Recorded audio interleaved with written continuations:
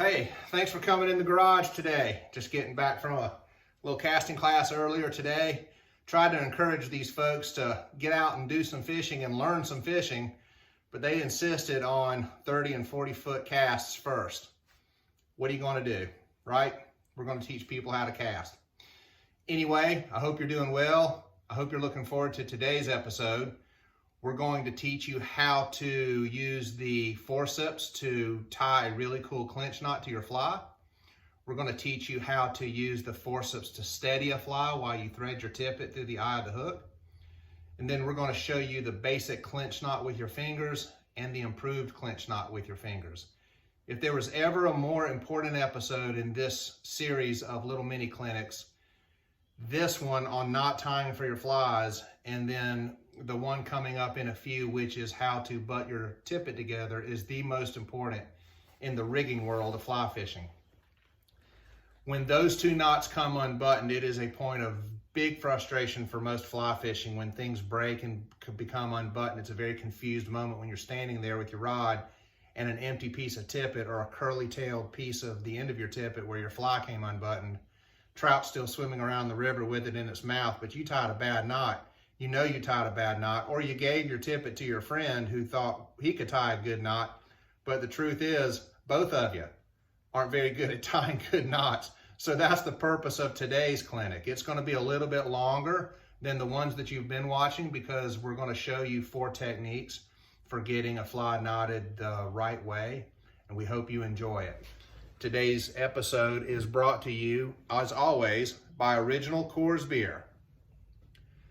Always brought to you by Trout and Travel. We plan, you fish. Sit back and enjoy today's episode, and thanks for coming back into the garage.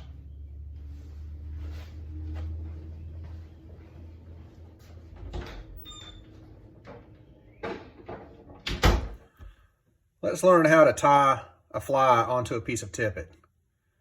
The most universal method is called the clinch knot. Some people call it the fisherman's knot. It is super simple. The improved clinch is where you eventually want to be, and that makes that knot really, really solid and 100%. So over time, learn how to tie the improved clinch, but let's start by showing you the clinch knot. Just thread your fly. Pull through a lot of tag. Bury that fly between your middle finger and your thumb in your right hand. It gives you the dexterity to be able to use your index finger in your right hand. Take that tag, push it down over the running part of your tippet, pull it back up the other side. Push, pull, push, pull, push, pull. 5 or 6 good braids. If the loop at the eye of the fly gets too small, pull on the tag and it opens it up, just like that. Take the tag in your left hand, pass it through the loop, grab it with your right hand, pull the tag and the running part of the tippet at the same time, it knots itself to the eye of the fly. That is the improved clinch knot, and in a pinch, use that knot and teach your friends how to use that knot. For the improved clinch knot, which is where we really want you to be, everything is going to stay the same, just like you're tying the clinch knot. There's one more move that really locks it in tighter than the average clinch knot. Let's thread our fly with our tippet. Bury that fly between your middle finger and your thumb in your right hand. Leaves the dexterity open for the index finger in your right hand. Push, pull, push, pull, push, pull. Get 5 or 6 good braids. Pull on that tag to open up that loop right there. Pass the tag through the loop, and with your right hand, pinch all of that off. And what you will see is you will see a loop and a post. A loop and a post. Like it's a hula hoop and a post. The post is sticking up in the yard. You just simply grab the hula hoop and throw it over the post.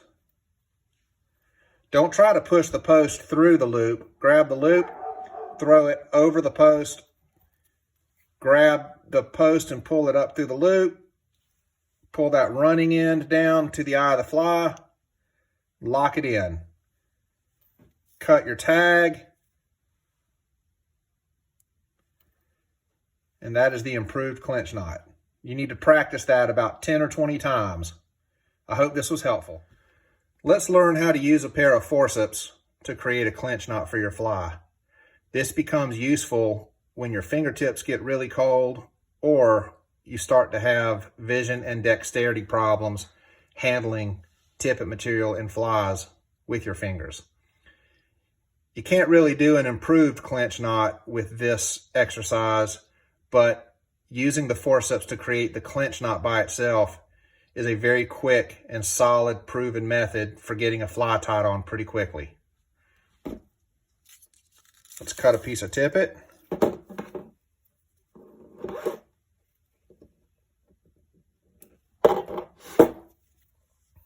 We have our forceps. I'm going to thread our fly just like we did earlier. I'm going to invert it, keep it away from us. I'm going to thread that through. And we're going to pull that tag pretty far through. And with our left hand, we're going to let it go. We're going to let it go and we're going to pinch this off with the tag up here at the very top. And you'll see where that fly is in a loop. So up here with my left hand, I've got the tag and the running piece of the tippet pinched off, and the fly is just hanging out there in a loop. And it's a pretty big loop. It's about 4 inches long. I'm going to grab my forceps closed, and I'm going to pass my forceps through that loop. And I'm going to start wrapping the forceps round and round and round with it sticking in the loop, and it creates the braid that I would normally create, that I would normally create with my index finger when I'm tying the clinch knot. And so there's my forceps still in the loop, and I've created the braid system. I'm going to let go with my left hand after I pinch the braid with these 2 fingers, and it's going to open up that tag right there. And you can see I've got my braids, and I've got my tag, and I've got my forceps still through the loop. I'm going to open my forceps and grab that tag and pinch it off. And I'm going to pull it through the loop. And keep pulling, keep pulling, keep pulling. And it knots my fly for me right there. I'm going to let go with my forceps.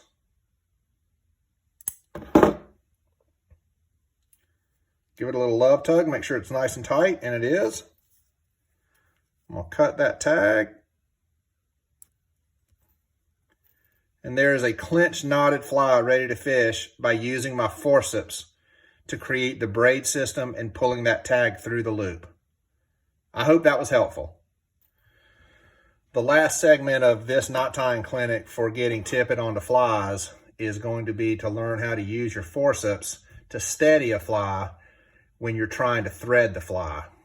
A lot of us, me included, struggle sometimes with the dexterity of handling a fly in our fingers and trying to thread tippet through. So we're going to teach you how to use your forceps to thread tippet through a fly, and then how to create the clinch knot with that fly still in your forceps. So let's pick up the fly, and we're going to clamp down on the forceps right on the back there. We're going to clamp it down so they're hooked together. I'm going to take a piece of our tippet.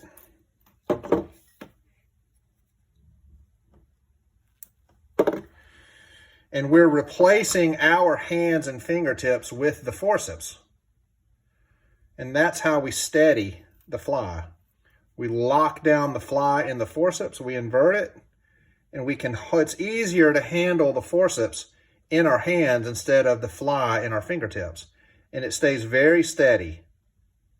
And we can thread that fly without it shaking or moving, and it helps our vision. Pull the tag through. I'm going to pull the tag through a lot, again, to where I have about 3 or 4 inches. And then I'm just going to let the fly and the forceps hang. You'll feel the weight of the forceps along the bottom here. You'll just feel the weight of the forceps. And what I do is I spin the forceps. And it creates the braid system when I spin the forceps. With the fly and the forceps, I just kind of spin them 3 or 4 or 6 times. It creates the braid system. I take this tag, I pass it through the loop. Let me get the running piece of the tippet away from me. I take my tag, I pass it through the loop, and I pull that up, and then push that knot down.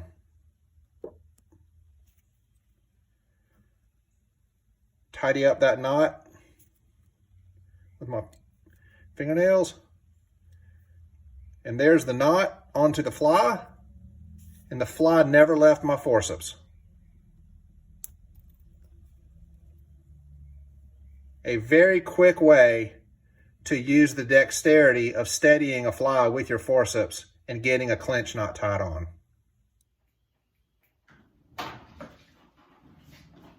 All right then. All of that knot tying got me inspired to do a little fly tying myself after that clinic. So I'll be sitting here for a while cranking out some fish catching guide flies. I hope you enjoyed today's episode. Brought to you by Trout and Travel, an original Coors beer. Trout and Travel can be found on Instagram at Trout_and_travel. Follow Trout and Travel with all of our postings and information. And if there's any notes or any emails that you would like to send to us, you can do that through Instagram, or you can email us at rdamico@aol.com. Today's guide tip is you're not on a clock when it comes to rigging. Make sure that you take as much time as you need to tie a really good solid knot and that the knot is correct.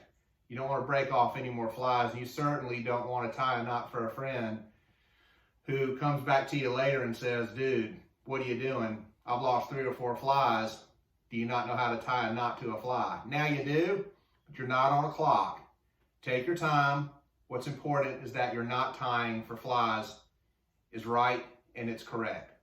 Make sure that you take the time to fish with a fly fishing guide at least one time this year. And as always, when you practice your rigging, make sure that you're on your feet. Make sure that you've got your rod under your arm, that you've got your pack on or your vest on, and that you learn to use the dexterity of your hands and your arms to do all of your rigging, not at the kitchen table, not at the workbench, and not sitting down in the den. Make sure that you stand up. Make sure that you do all of your rigging as if you're in the moment. Take care. Thanks for watching today's episode. I'm Rob D'Amico. I'll see you the next time.